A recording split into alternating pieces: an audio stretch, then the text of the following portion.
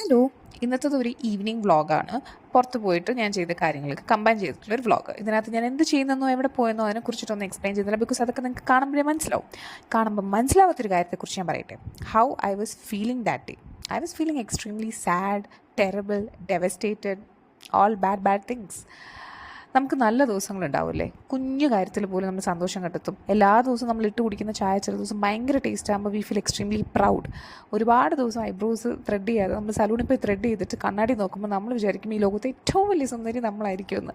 അങ്ങനത്തെ ദിവസങ്ങളുണ്ടാവാറുണ്ട്. പിന്നെ ഇങ്ങനത്തെ ദിവസങ്ങളും like I order a cold coffee, മണപ്പിക്കാൻ പോലും കിട്ടിയില്ല. അങ്ങനത്തെ ദിവസങ്ങളും ലൈക്ക് എനിക്കത് എക്സ്പ്ലെയിൻ ചെയ്യാൻ അറിഞ്ഞൂടാ. ആ ദിവസങ്ങളിൽ കുറച്ച് സമയമെങ്കിലും ഡിസ്ട്രാക്ട് ചെയ്യാൻ വേണ്ടി ഞാൻ I just dress up, put on some makeup and go out. കാര്യം പറഞ്ഞ വിഷമമൊക്കെ എനിക്കായിരുന്നെങ്കിലും പാമ്പറിങ് മൊത്തം എൻ്റെ കൊച്ചിനല്ലേ കിട്ടിയത്. ഞാനിപ്പോഴേ ശ്രദ്ധിക്കുന്നത്. Anyways I felt A little okay until next time. So how are you